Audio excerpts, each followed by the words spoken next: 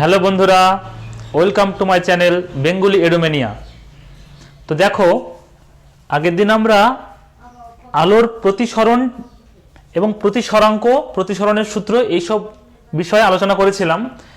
তো সেক্ষেত্রে একটা বিষয় আমি বলতে ভুলে গেছিলাম, সেটা আজকে বলে দিচ্ছি। দেখো, তাহলে প্রতিসরণ শেষ হবে, তারপরে আজকে আমরা গোলীয় দর্পণ স্টার্ট করব।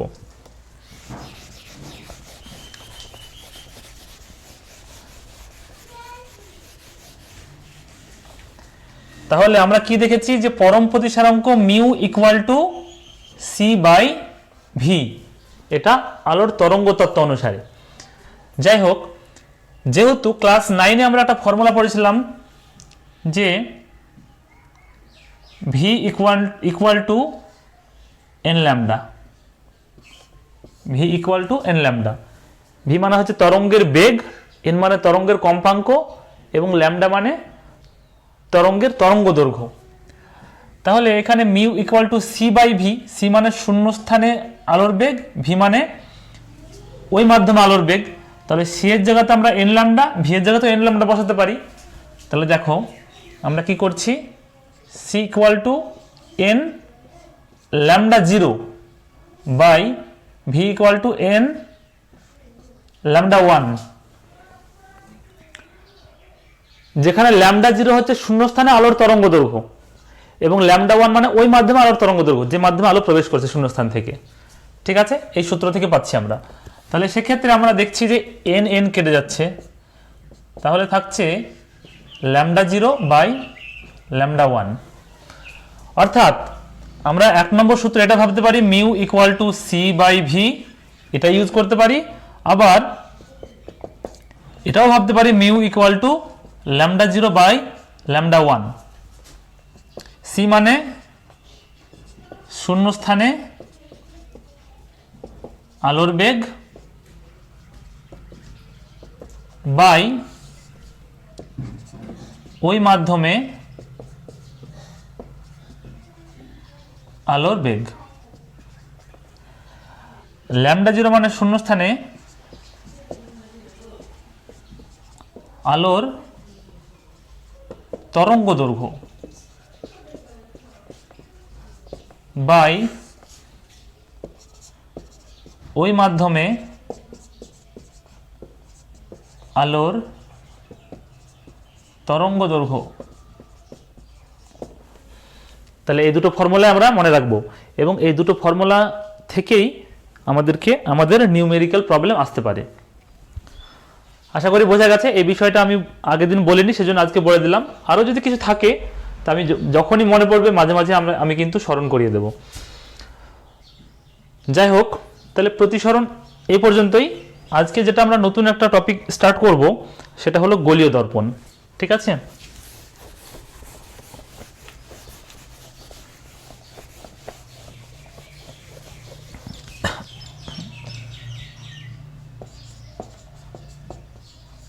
গোলীয় দর্পণ। আমরা ক্লাস 8-এ সমতল দর্পণ নিয়ে পড়াশোনা করেছি। সমতল দর্পণ মানে আমাদের বাড়িতে যেটা আমরা ব্যবহার করি, যে দর্পণে আমরা আমাদের নিজের ছবি দেখতে পাই, সেই দর্পণটাই হচ্ছে সমতল দর্পণ। তো দর্পণে আর অ্যাকচুয়ালি কোনো বস্তুর প্রতিবিম্ব গঠিত হয়, এবং সেক্ষেত্রে আলোর যে ধর্মটা কাজে লাগে সেই ধর্মটা হচ্ছে প্রতিফলন।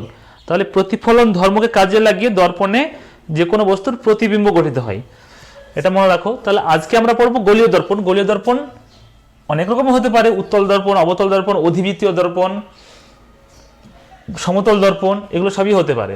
কিন্তু আমাদের সিলেবাসে যেটা রয়েছে মেনলি উত্তল দর্পণ এবং অবতল দর্পণ। তাহলে আমরা দুই রকম দর্পণ নিয়ে পড়বো, একটা হচ্ছে উত্তল দর্পণ আর একটা হচ্ছে অবতল দর্পণ। অবতল দর্পণ,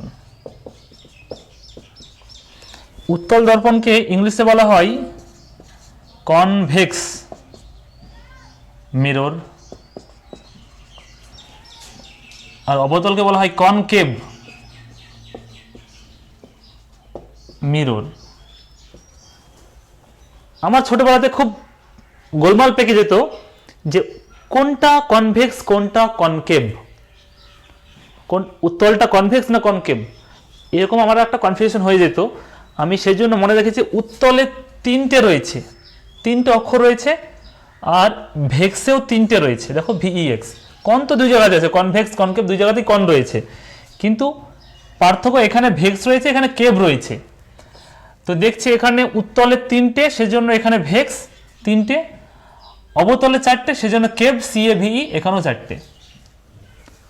অবতল 4টে অক্ষর, এখানে 4টে লেটার, কেভ এখানে 3টে অক্ষর, এখানে 3টে লেটার, এইভাবে মনে রেখেছি আমি।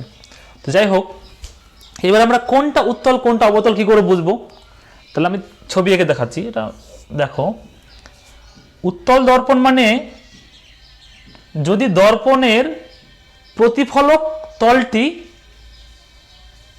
উপরে অংশ হয়, কোন দর্পণের উপরে অংশটি, বাইরের অংশটি, বাইরের তলটি, কোন দর্পণের বাইরের তলটি প্রতিফলক তল হিসেবে কাজ করে, তাহলে সেটাকে আমরা কি বলবো, উত্তল।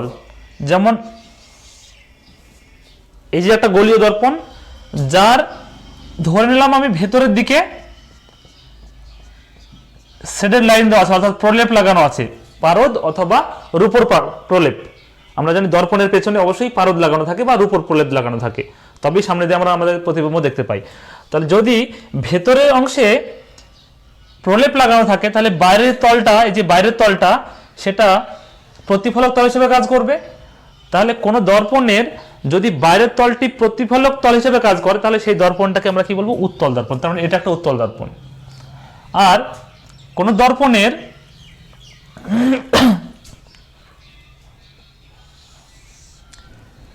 দেখা গেল বাইরের দিকেই শেডেড লাইন দেওয়া আছে, অর্থাৎ প্রলেপ লাগানো আছে, তাহলে তার মানে ভেতরের তলটা, এই সাইডের তলটা প্রতিফলক তল হিসেবে কাজ করছে, তাই এটা হচ্ছে অবতল দর্পণ। তার মানে কোনো গোলীয় দর্পণের যদি ভেতরের তলটি প্রতিফলক তল হিসেবে কাজ করে, তাহলে সেই দর্পণটাকে আমরা কি বলবো, অবতল দর্পণ। ঠিক আছে, তাহলে এটা উত্তল, এটা অবতল। দেখতে সেটা যেমনই হোক না কারণ, আমি যদি এমন আঁকি, তাহলে এটা উত্তল না অবতল বলা যাবে না। এটা আঁকলাম, এটা উত্তল নয় অবতল নয়, যতক্ষণ না এটা আমি প্রলেপ দিচ্ছি, অর্থাৎ প্রতিফলক তলটা চিহ্নিত করছি। যদি আমি এই দিকে প্রলেপ দিয়ে দিই, তার মানে এই ভেতরের দিকে প্রতিফলক তল, তার মানে এটা অবতল। যদি আমি এটাতেই এই দিকে প্রলেপ দিয়ে দিই, ভেতরের দিকে প্রলেপ দিই, তার মানে বাইরের দিকটা প্রতিফলক তল, তার মানে এটা হচ্ছে উত্তল। ঠিক আছে, আশা করি সবাই বুঝতে পেরেছো।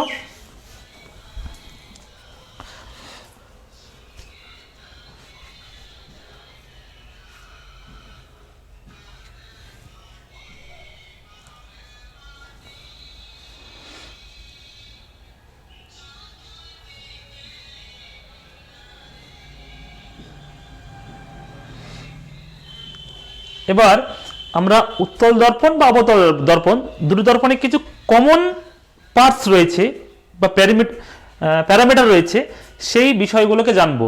যে এদের হাত পা, অ্যাকচুয়ালি এদের হাত পা, কোনটা হাত, কোনটা পা, কোনটা চোখ, কোনটা নাক, এমন মানুষের শরীরে যেমন অনেক কিছু পার্ট থাকে, তেমনি এই দর্পণেরও কিছু বিষয় রয়েছে, সেগুলো আমরা চিনে নেব প্রথমে। তো দেখো, মুছে দিচ্ছি।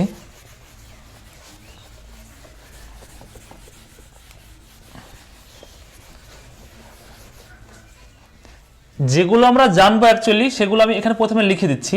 1 নম্বর আমরা জানবো দর্পণের মেরু, 2 নম্বর মেরু বা পোল, 2 নম্বরে দর্পণের বক্রতা কেন্দ্র, 3 নম্বর বক্রতা ব্যাসার্ধ, 4 নম্বর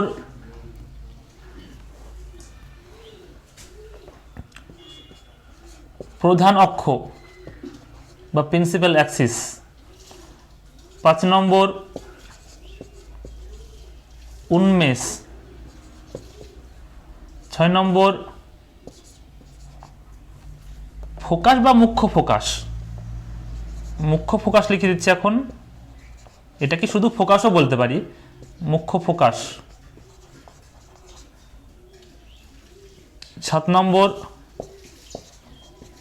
গৌণ ফোকাস, গৌণ ফোকাস আগে আর একটা জিনিস জানবো আমরা, সেটা হচ্ছে ফোকাস তল, ফোকাস তল বা ফোকাল প্লেন। 8 নম্বর গৌণ ফোকাস।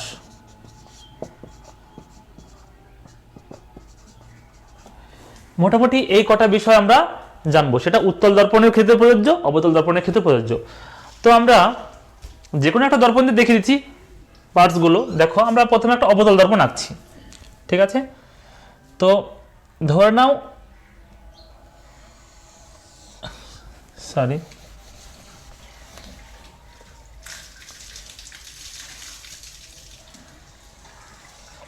এটা একটা অবতল দর্পণ, ঠিক আছে? এখন অবতল হয়নি, এই যে শেডেড লাইন দিয়ে দিলাম, এখন এটা একটা অবতল দর্পণ। যেহেতু দর্পণকে ইংলিশে মিরর বলা হয়, সেজন্য দর্পণকে নাম দেওয়া হয় সবসময় এম ড্যাশ দ্বারা, এম ড্যাশ একটা অবতল দর্পণ।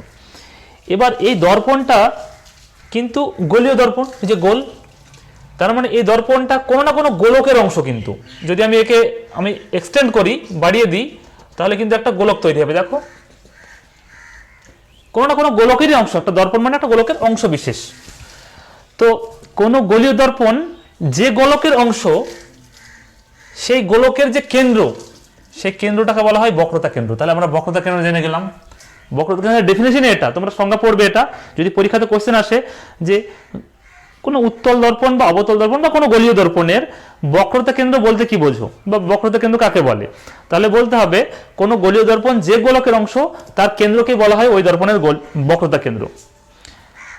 বা কোনো উত্তল দর্পণ যে গোলকের অংশ, তার কেন্দ্রকে বলা হয় ওই উত্তল দর্পণের বক্রতা কেন্দ্র। তো আশা করি বক্রতা কেন্দ্র বুঝতে পেরেছো। এবার দর্পণ কোন, এই যে এম ড্যাশ দর্পণটা এখানে শেষ আর এখানে শুরু। এই এম ড্যাশ দর্পণের একদম মধ্যবিন্দু কোনটা? এই যে এটা মধ্যবিন্দু। তাহলে কোন দর্পণের মধ্যবিন্দুকে বলা হয় মেরু। তাহলে মেরু বোঝা হয়ে গেল। খুব সংক্ষেপে আমরা জানবো, কোন দর্পণের মধ্যবিন্দুকে বলা হয় মেরু। মেরুকে পি চিহ্ন দ্বারা প্রকাশ করা হয়, বক্রতা কেন্দ্রকে সি চিহ্ন দ্বারা প্রকাশ করা হয়, কারণ সেন্টার অফ কার্ভেচার। তো মেরু পেয়ে গেলাম আর বক্রতা কেন্দ্র পেয়ে গেলাম। এবার কি বক্রতা ব্যাসার্ধ? তাহলে বক্রতা ব্যাসার্ধ মানে কি? এই যে দর্পণটা আমরা, এই গোলকটা আমরা পেয়েছি, কোন গোলীয় দর্পণ যে গোলকের অংশ, তার ব্যাসার্ধকেই বলা হয় বক্রতা ব্যাসার্ধ। তার মানে বক্রতা ব্যাসার্ধ এগুলো সবই, এটা একটা বক্রতা ব্যাসার্ধ, এটা একটা বক্রতা ব্যাসার্ধ, এটা একটা বক্রতা ব্যাসার্ধ, এগুলো সবই বক্রতা ব্যাসার্ধ, ঠিক আছে?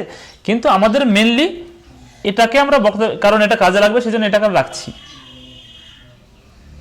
তাহলে বক্রতা ব্যাসার্ধ কাকে বলে? কোন গোলীয় দর্পণ যে গোলকের অংশ, তার ব্যাসার্ধকে বলা হয় বক্রতা ব্যাসার্ধ, ঠিক আছে? তাহলে বক্রতা ব্যাসার্ধ জেনে গেলাম আমরা। এবং বক্রতা ব্যাসার্ধকে আর চিহ্ন দ্বারা প্রকাশ করা হয়। 4 নম্বর কি? প্রধান অক্ষ। প্রধান অক্ষ মানে কি? এই যে সি এবং পি, এই দুটো বিন্দুর মধ্য দিয়ে যে সরল রেখা অঙ্কন করা যায়, পুরো যে সরল রেখা অঙ্কন করা যায়, তাকে আমরা বলবো প্রধান অক্ষ বা প্রিন্সিপাল অ্যাক্সিস। তাহলে সংজ্ঞা কি? প্রধান অক্ষ কাকে বলে? কোন গোলীয় দর্পণের মেরু এবং বক্রতা কেন্দ্রের মধ্য দিয়ে অঙ্কিত সরলরেখাকে বলা হয় প্রধান অক্ষ। ক্লিয়ার? এবার চলে আসে উন্মেষ। উন্মেষ মানে কি?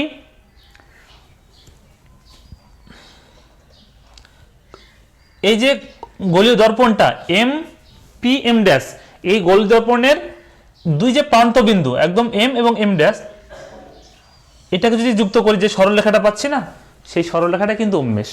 এটা অ্যাকচুয়ালি রৈখিক উন্মেষ। এম এম ড্যাশ, এই সরলরেখাটা রৈখিক উন্মেষ। আর কৌণিক উন্মেষ মানে কি? এই যে প্রান্ত বিন্দু দুটো অর্থাৎ এম এম ড্যাশ কেন্দ্রে যে কোণ উৎপন্ন করে, বক্রতা কেন্দ্রে যে কোণ উৎপন্ন করে, এই কোণটা হচ্ছে কৌণিক উন্মেষ। তাহলে এই সরল রেখাটা রৈখিক উন্মেষ, আর এই কোণটা হচ্ছে এই কোণটা হচ্ছে কৌণিক উন্মেষ। উন্মেষ বোঝা গেল আশা করি। এবার মুখ্য ফোকাস, সব থেকে বেশি ইম্পর্টেন্ট, আমি যেটা ইম্পর্টেন্ট সেটা ভিভিআই দিয়ে রাখছি। ভিভিআই মুখ্য ফোকাস আর বক্রতা কেন্দ্র, বক্রতা ব্যাসার্ধ, এই তিনটে মেনলি বেশি প্রয়োজন এবং পরীক্ষাতে বেশিবার আসে। তাহলে আমরা মুখ্য ফোকাস জানবো, ফোকাস তল জানবো, গৌণ ফোকাস জানবো। এবার এটা মুছে দিচ্ছি।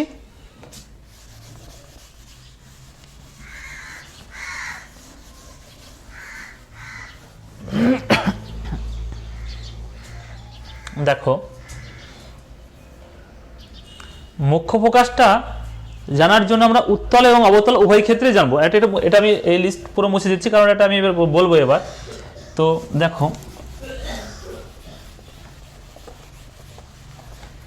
আমি একটা সেপারেট করে দেখছি। এখানে আমরা অবতল দর্পণ নিয়ে মুখ্য ফোকাস দেখাবো, এখানে উত্তল দর্পণের মুখ্য ফোকাস দেখাবো।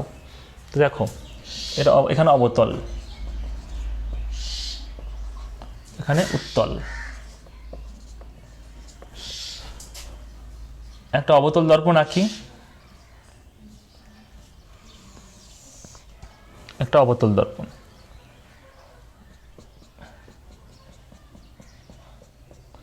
প্রথমে বুঝে নেব, তারপর সংজ্ঞা দিচ্ছি। দেখো এটা মধ্যবিন্দু অর্থাৎ পোল, এটা প্রধান অক্ষ,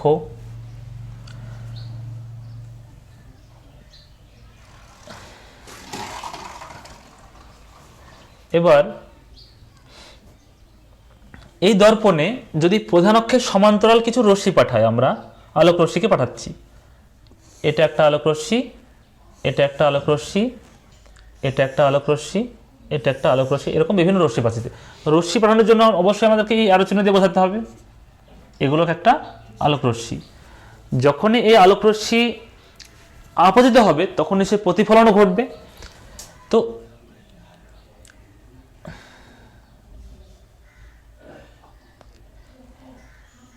এই যে আলোক রশ্মিটা এখানে আপতিত হয়েছে, প্রতিফলিত হয়েছে, তো এইদিকে ফিরে চলে আসবে, কারণ এটা তল, এই জায়গাটাতে এটাই তল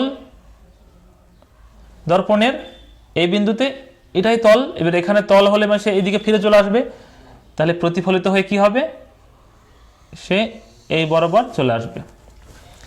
আবার এখানে আপতিত হলে সে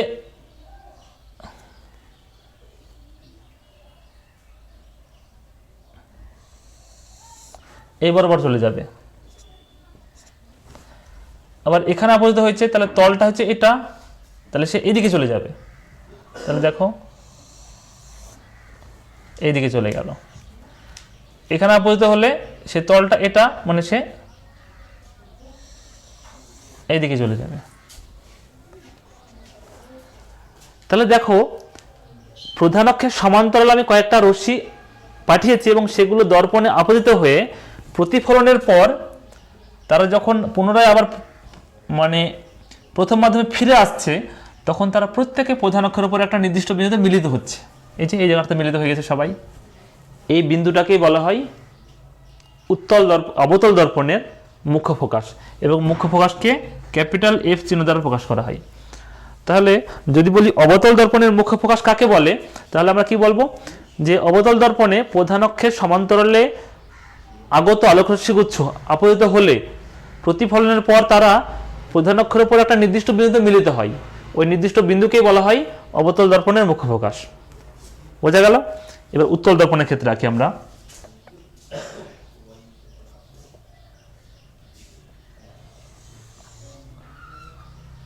ধরে নিলাম এটা একটা উত্তল দর্পণ এঁকেছি আমরা, প্রথমে শেডেড লাইন দিয়ে দিই, নাহলে উত্তল দর্পণ হবে কি করে।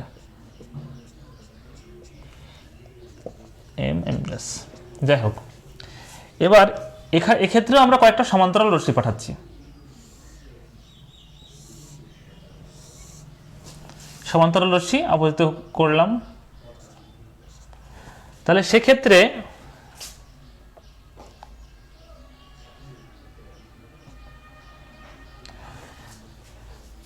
রশ্মি যখন পাঠাবো তখন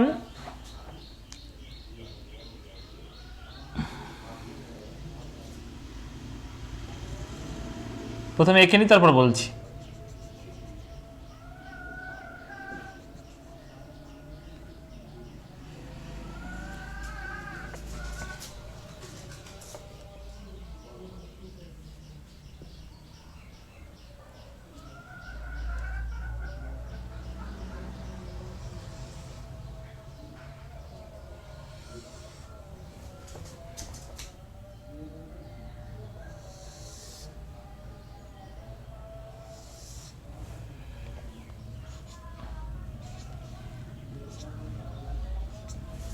এই যে তাহলে কি, এই যে রশ্মিটা আমরা পাঠিয়েছি সেই রশ্মিটা এখানে, তল তো এটা, এই বরাবর তলটা দেখো, তাহলে প্রতিফলিত হয়ে সে এদিকে চলে যাবে। এই যে রশ্মিটা তলটাতে এটা, তাহলে প্রতিফলিত সে এদিকে চলে যাবে। এখানে প্রতিফলিত হয়ে সে নিচের দিকে চলে আসবে, কারণ তলটা নিচের দিকে, সমতল ভাব বই, সেই জায়গাটা ছোট করে সমতল এঁকে নেব। আচ্ছা, এখানে দেখো এইদিকে চলে আসছে, তাহলে প্রতিফলিত রশ্মিগুলো দূরে দূরে চলে যাচ্ছে, কোনোদিন তারা মিলিত হচ্ছে না। আগের ক্ষেত্রে যেমন মিলিত হয়েছিল, দেখো প্রতিফলনের পর একটা নির্দিষ্ট বিন্দুতে মিলিত হচ্ছিল প্রতিফলনের পর, কিন্তু এখানে প্রতিফলনের পর তার তো মিলিত হওয়ার সম্ভাবনাই নেই। তাহলে যদি মিলিত না হয়, তাদেরকে আমি উল্টো দিকে ডটেড লাইন দ্বারা বর্ধিত করেছি, এবং বর্ধিত করে দেখা যায় তারা এখানে কিন্তু মিলিত হচ্ছে, ডটেড লাইনটা। তার মানে আমরা বলতে পারি যে এই রশ্মিটা, এই রশ্মিটা, এর তারপরে এই রশ্মিটা, এই রশ্মিটা, যে প্রতিফলিত রশ্মিগুলো প্রত্যেকেই মনে হচ্ছে যেন এখান থেকে আসছে, তাদের সোর্স যেন এটা মনে হচ্ছে। কারণ মনে হচ্ছে যে সরলরেখায় চলে আলো, পুরো এখান থেকে সোজা আলোটা চলে আসছে। এখান থেকে যদি দেখি, তো মনে হচ্ছে যে এই পুরো রশ্মিটা এখান থেকে আসছে, এই রশ্মিটা মনে হচ্ছে যেন এখান থেকে সোজা চলে আসছে এখানে, এই রশ্মিটা মনে হচ্ছে এখান থেকে সোজা চলে আসছে এখানে। তার মানে প্রত্যেকটা প্রতিফলিত রশ্মির উৎস যেন এই বিন্দুটাই, একটা নির্দিষ্ট বিন্দু থেকে তারা আসছে বলে মনে হচ্ছে। তো যে বিন্দু থেকে আসছে বলে মনে হচ্ছে প্রত্যেকটা প্রতিফলিত রশ্মি, সেই বিন্দুটাকেই বলা হয় মুখ্য ফোকাস। এটা উত্তল দর্পণের ক্ষেত্রে। তাহলে আমরা সংজ্ঞা কি বলবো? উত্তল দর্পণে প্রধান অক্ষের সমান্তরালভাবে আগত আলোকরশ্মি গুচ্ছ প্রতিফলিত হলে, আপতিত হলে, প্রতিফলনের পর প্রধান অক্ষের উপর একটা নির্দিষ্ট বিন্দু থেকে অপসৃত হচ্ছে বলে মনে হয়। অপসৃত মানে অপসারিত, মানে আসছে ওখান থেকে অপসৃত হচ্ছে বলে মনে হয়। প্রধান অক্ষের উপর ওই নির্দিষ্ট বিন্দুকেই বলা হয় উত্তল দর্পণের মুখ্য ফোকাস। তাহলে আমরা সেপারেটলি অবতল দর্পণের মুখ্য ফোকাস জানলাম, তার ছবি আঁকলাম, উত্তল দর্পণের মুখ্য ফোকাস জানলাম এবং তার ছবি আঁকলাম। যদি পরীক্ষাতে উত্তল বা অবতল উল্লেখ না করে, শুধুমাত্র বলে যে বলতো গোলীয় দর্পণের মুখ্য ফোকাস বলতে কি বোঝো, তখন আমরা কি করব? দুটোকে মার্জ করে দেবো, একসঙ্গে একত্র করে বলবো। দেখো সেক্ষেত্রে আমরা বলবো প্রধান অক্ষের সঙ্গে সমান্তরালভাবে আগত আলোকরশ্মি গুচ্ছ কোন দর্পণে আপতিত হয়ে প্রতিফলনের পর যখন প্রধান অক্ষের উপর অবস্থিত একটা নির্দিষ্ট বিন্দুতে মিলিত হয়, অথবা প্রধান অক্ষের উপর অবস্থিত একটি নির্দিষ্ট বিন্দু থেকে অপসৃত হচ্ছে বলে মনে হয়, তাহলে ওই দ্বিতীয় বিন্দুকে বলা হয় মুখ্য ফোকাস। তাহলে ওই নির্দিষ্ট বিন্দুকে বলা হয় দর্পণের মুখ্য ফোকাস। মানে দুটোই আমি বলেছি, উল্লেখ করছি সংজ্ঞার মধ্যে, বোঝা গেল? এবার ফোকাস তল দেখো, আমরা অবতল আঁকি প্রথমে। অবতল দর্পণের ক্ষেত্রে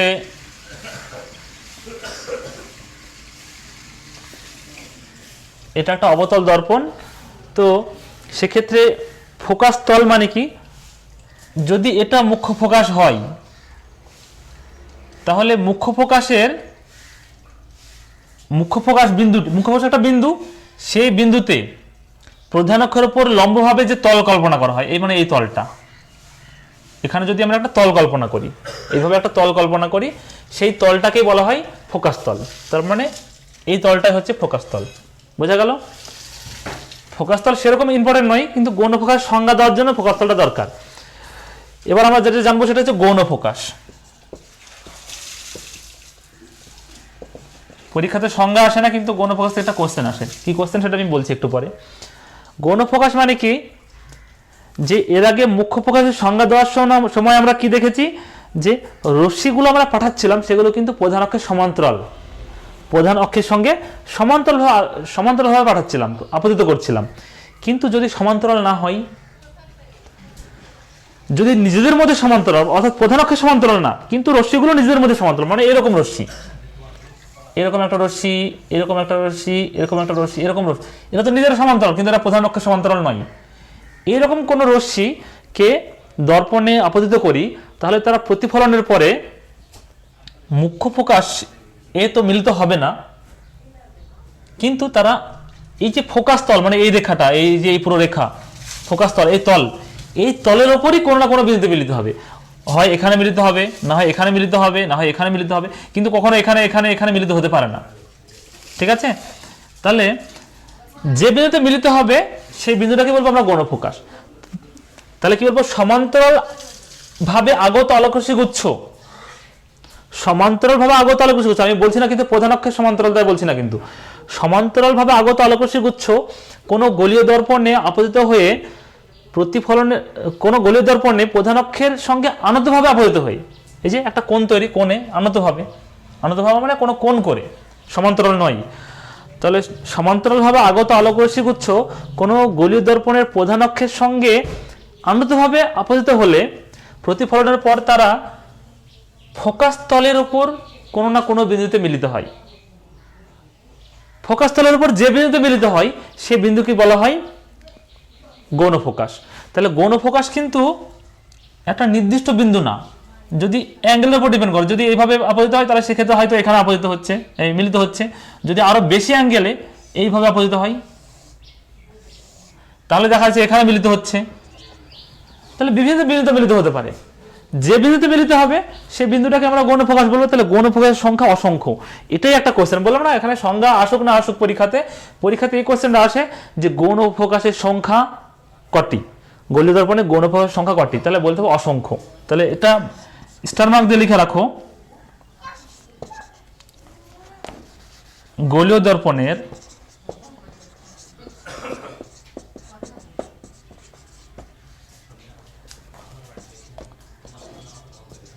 গৌণ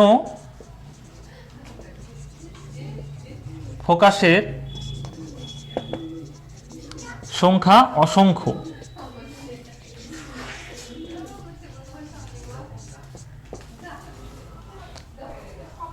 তাহলে তোমরা গৌণ ফোকাস আশা করি বুঝতে পেরেছো। তাহলে আমরা হাত পা, কিন্তু হাত পা, চোখ, কান, নাক, মুখ সব জেনে গেলাম দর্পণের, সেটা উত্তল হোক বা অবতল হোক। এবার যেটা আমাদের প্রয়োজনীয় একটা বিষয় এবং খুবই ইম্পর্টেন্ট, সেটা হচ্ছে বক্রতা ব্যাসার্ধ এবং ফোকাস দূরত্ব, এদের মধ্যে সম্পর্ক কি। অর্থাৎ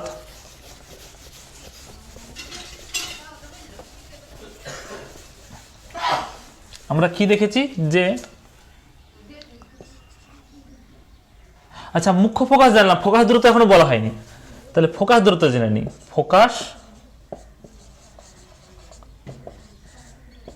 দূরত্ব, ফোকাস দূরত্বকে স্মল এফ চিহ্ন দ্বারা প্রকাশ করা হয়। ফোকাস দূরত্ব কি, সিম্পল ব্যাপার, যে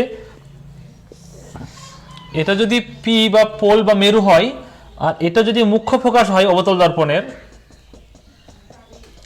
এটা যদি মুখ্য ফোকাস হয় এফ, তাহলে পি এবং এফ এর এই যে দূরত্বটা সংযোগকারী সরলরেখা, সেই দূরত্বটাকে বলা হয় পি এবং, মানে কোনো গলীয় দর্পণের মেরু এবং মুখ্য ফোকাসের মাঝের দূরত্বকে বলা হয় ফোকাস দূরত্ব। সিম্পল, ঠিক আছে, সিম্পল, এটা ডেফিনেশন, পরীক্ষাতে আসলে এটাই লিখবে তোমরা।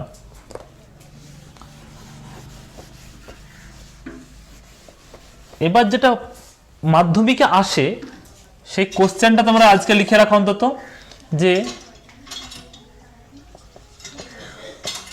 দর্পণের ক্ষেত্রে প্রমাণ করো R ইকুয়াল টু 2F, অর্থাৎ বক্রতা ব্যাসার্ধ ইকুয়াল টু 2 ইন্টু ফোকাস দূরত্ব, এটা প্রমাণ করতে হবে। তো